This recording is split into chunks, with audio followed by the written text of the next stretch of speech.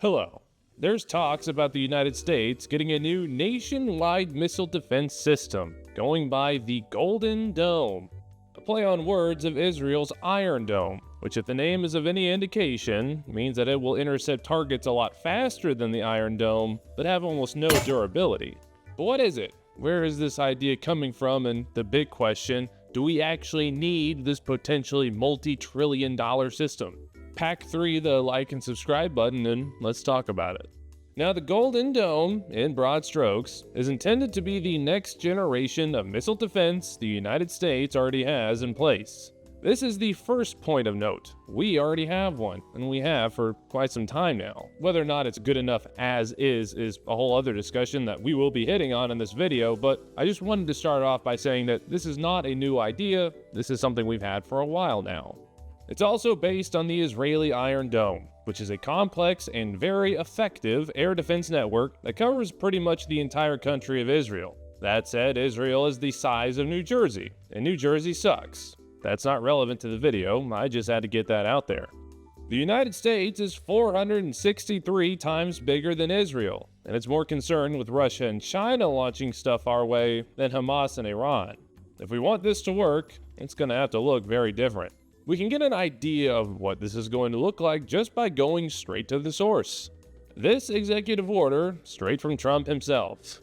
It states right in the beginning that the purpose is to defend against ballistic, hypersonic, and cruise missiles, as well as other, quote, advanced aerial attacks.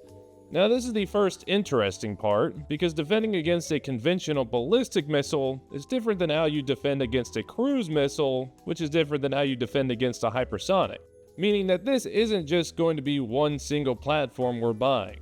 It's going to be a system of systems, to borrow a phrase from the one engineering class I slept through in college. Now, how one would defend against a generic advanced aerial attack, I'm not sure. Probably with an equally generic advanced air defense system. For the sake of the argument, this is going to involve things like drones and Chinese balloons.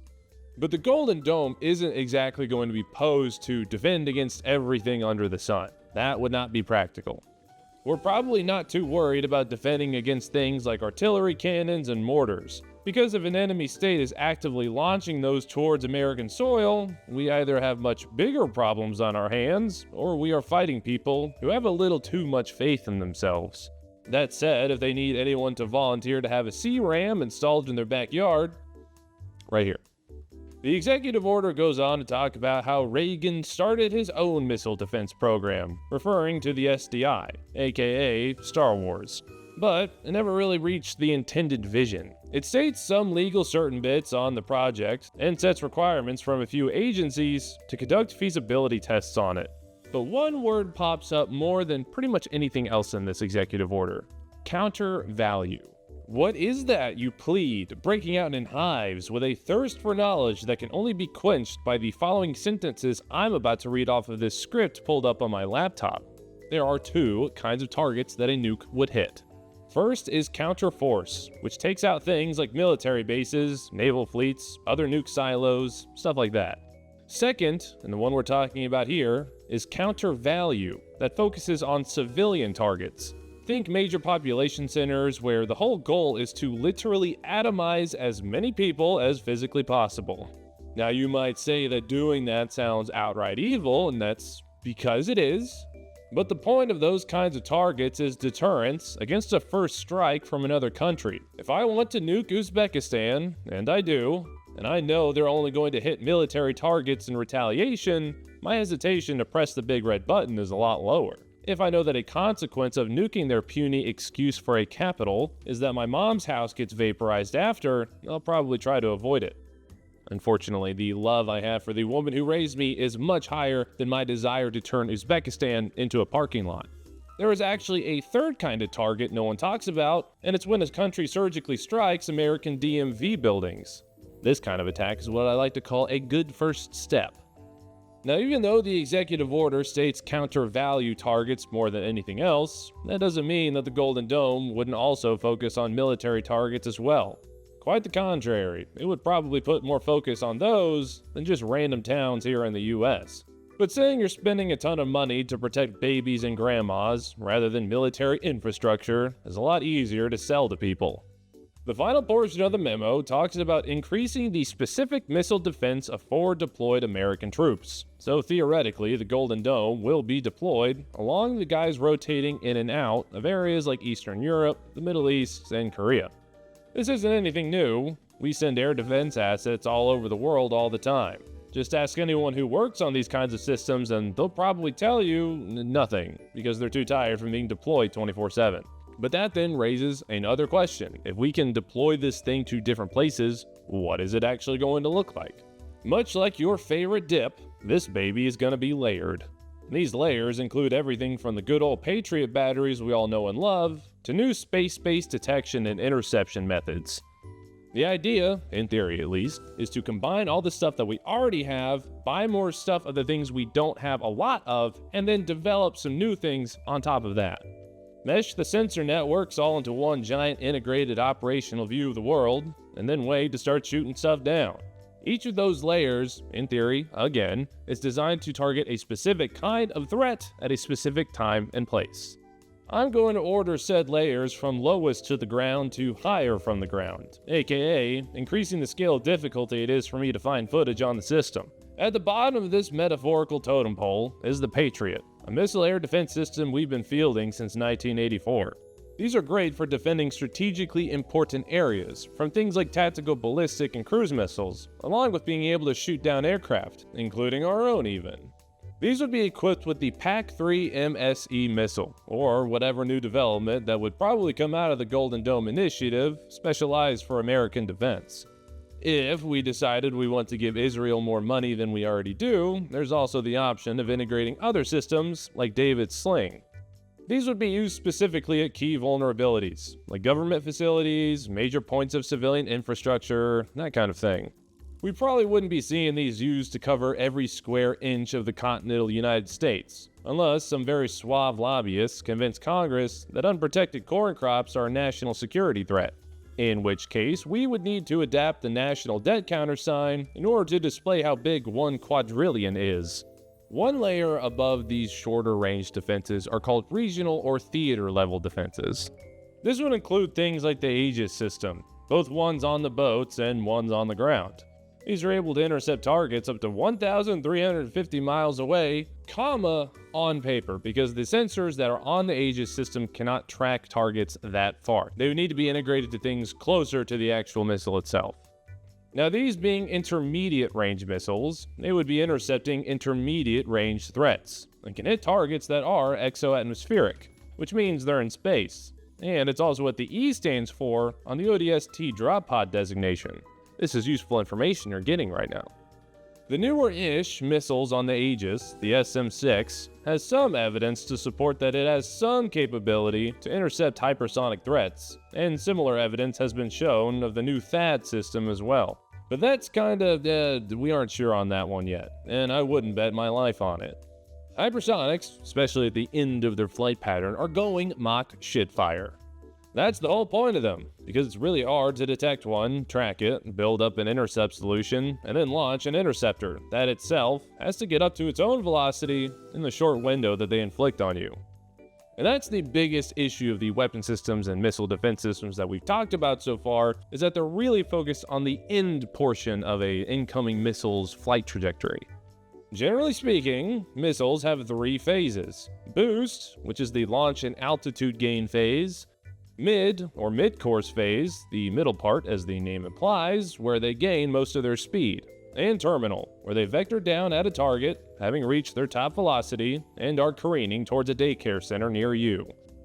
Of the systems we've talked about so far, they mostly focus on the terminal phase.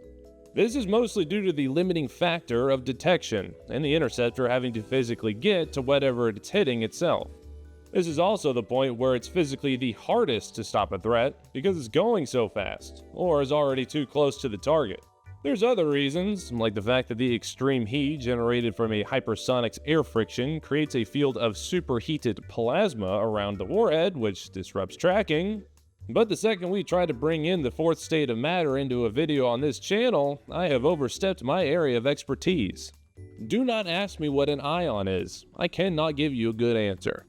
Intercepting at the boost phase would be really nice. The heat from the launch is very easy to track. the missiles are at their slowest, and any collateral damage from an intercept would fall very far away from any American assets. But we're not there yet. The window for interception in the boost phase is incredibly small, and we would basically have to have pre-positioned interceptors where the launch is actually taking place to pull it off.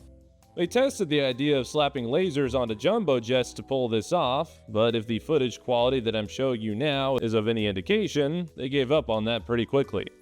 The biggest area that the Golden Dome is set to improve upon is in the mid-course phase.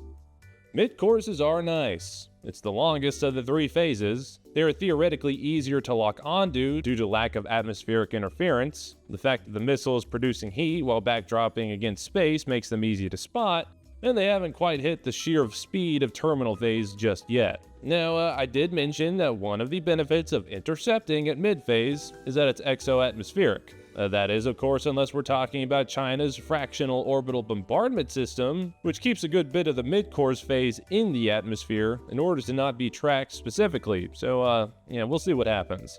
I do like that all the sources on this thing call it a one-way munition, which would imply a two-way munition, and the only two-way munition I can think of is a ricochet gone wrong or a boomerang. If you can think of another one, let me know in the comments.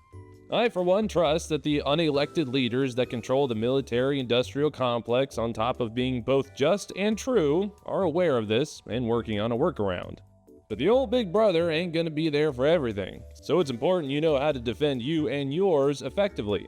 This is me segueing into a sponsorship section, by the way. Today's sponsor is the USCCA, a national gun owners organization here in the States with over 860,000 members. Owning a weapon for self-defense is a big deal here in the US of A. I certainly have one, and it's always been important to me that I've been able to defend myself and my loved ones in our home and when we're out and about. The USCCA looks to not only make that decision easier, but also make you yourself better protected physically and legally. With your membership, you'll gain access to the Protector Academy, an online training platform that takes you through quite literally everything you need to know, from choosing the right weapon for you and how to use it properly. And finally, and possibly most importantly, you will gain access to self-defense liability insurance. Even if you did everything right, being in a self-defense situation is going to cost you potentially everything. This insurance has covered tens of millions in fees across hundreds of self-defense court cases. Self-defense isn't just buying a pistol and keeping it in the bedstand. It requires skills, know-how, and a body of information to be employed effectively. And a membership with the USCCA gives you all of that. If you want to learn more, make sure you check out the link that you see here and the one I have pinned down in the description. Thank you to the USCCA for sponsoring this channel, and now back to the video. Now, one thing this Golden Dome doohickey thing is going to be improving on is space-based tracking. We currently use satellites and some powerful over-the-horizon sensors to detect missile launches. And as I've said in other videos, without getting myself in too much trouble with the DoD, we are really good at it. But that said, modern missiles are also getting better at staying stealthier. And just because we can detect something launching because of the insane heat it generates, doesn't mean we don't lose track of it once it leaves the atmosphere. The DoD would want to create something called a custody layer, essentially a part of the Golden Dome whose entire job it is to track a missile from launch all the way to impact or interception. This is known as birth-to-death tracking, which is a little overdramatic of a name if you ask me. The Pentagon is wanting this to be done by accelerating the HBTSS program, aka the Hypersonic and Ballistic Tracking Space Sensor. This would allow for improved tracking overall of incoming targets, especially hypersonic glide vehicles. One issue these guys are facing is that this band of frequencies you see on screen is what these kinds of satellites talk on. This band is owned by the DoD. However, companies keep lobbying for the DoD to let them use it, and I kid you not, for increasing 5G coverage so things like TikTok and Netflix can load videos faster. This somehow feels worse than us selling national parkland to corporations. Now, I mentioned that intercepting in the boost phase is pretty near impossible. We'd have to pre-stage stuff right next to where it's launched, but with the Golden Dome, that might actually be a possibility. One idea being floated around is the idea of a, quote, brilliant storm. Not the name I would give any military technology, But the concept would be to fire a few thousand tiny satellites into orbit that can both detect a hostile missile launch and also drop down from space and intercept it while it's still in the boost phase. Think of them as kamikaze drones, but in orbit, and instead of scared Russian conscripts, they're slamming into missiles.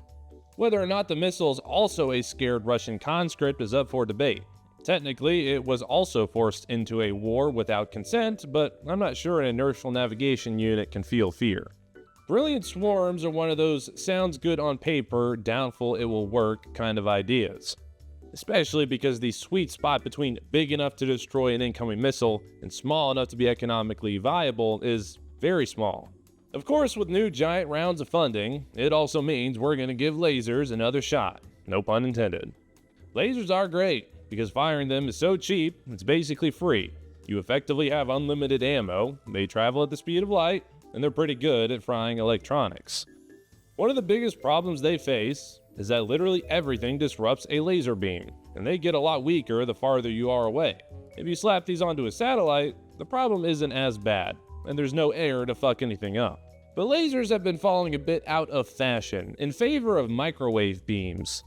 These have proven a little harder for scientists to control at range, as most have been preoccupied with how to perfectly burn the outside of food while leaving the inside still frozen. But microwave weapons don't burn stuff like lasers do. They mostly just fry electronics, which is a lot easier and a lot more efficient than trying to fully snuff a missile out. China says they have microwave beams that can sit on the ground and take out satellites that are in space, and to that I say, okay. I couldn't think of a joke to say there. This is literally what it says in the script I'm reading. So Golden Dome, layered defense, lots more interceptors for the US, more satellites for tracking, and potentially zapping them as they come over. 2 questions. How much is this going to cost?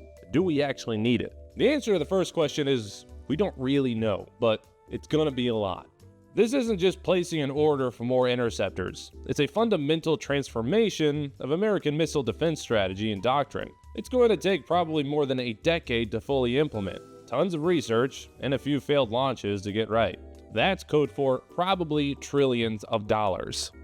Back in February, the Senate Armed Services Committee introduced the Iron Dome Act, which set aside $18.5 billion for things like fast-tracking new missile interceptors, more THAADs, Patriots, and Aegis systems. Part of that act was $100 million for dirigibles. Dirigible is an overly educated word to describe a balloon, and that means we'll finally be catching up to China and their advanced helium and a rubber sac technology. Worth noting, the bill only allocates $60 million on satellite sensors, meaning we're spending more money on balloons than missile tracking sensors in the initial round of funding for this project. Turns out you might finally get to be a space shuttle door gunner, but that shuttle might be the SpaceX version of the Goodyear blimp. But the other big question is, do we need this? And the answer is yes and no. It's kind of honestly a split down the middle. The Iron Dome in Israel is an impressive and highly effective system. It's very easy to look at it and say, wow, wouldn't it be great if we had something like that? But those aren't the kinds of threats the United States is facing. Assuming the new Canadian leadership is chill, no one is launching mortars or cheap Soviet copies of rockets into any American city anytime soon. Things like the Patriot, the THAAD, and the Aegis, to a large extent, can't really do anything against the actual threats that would hit the continental United States, like hypersonics and ICBMs. Having more of those in general is not a bad idea, but having more of those in general for the purpose of slapping short-range interceptors in people's backyards, I'm not convinced. The other bigger stuff, though, is a different story. The current thing that we use to defend against these kinds of threats are GBIs, ground-based interceptors. We have like 44 of them in total, literally, and they have a 50% failure rate. You can kind of do the math on that one. We're a little fucked in that regard. Better tracking and technology improvements would make that 50% go higher, and I wouldn't mind it if we didn't have to just pick 40 of the potential thousands of incoming missiles to intercept if they start flying our way, because that's basically shooting a water pistol at a California wildfire. The greatest defense is a good offense, sure, but it's also nice to have both. All of that is to say, there are solid points in the Golden Dome, like improved missile tracking, boost phase intercept, and increasing the number of and improving on the ground-based interceptor missiles we do have. Also, many research that goes into the Golden Dome project is going to be spread everywhere, which kind of creates a rising tides raising all ships sort of scenario. That said, buying a Patriot battery just to slap on the interstate intersection is a little questionable. If you are able to launch short-range ballistic missiles that would actually hit inside the United States, then something has gone horribly wrong, or we are actively in a civil war. Either way, I would have to get recalled back to the army and shave my mustache, which is the real tragedy if World War III were to break out. And on that note, thank you for watching. Please subscribe. I hope you liked the video, and I will see you in the next one.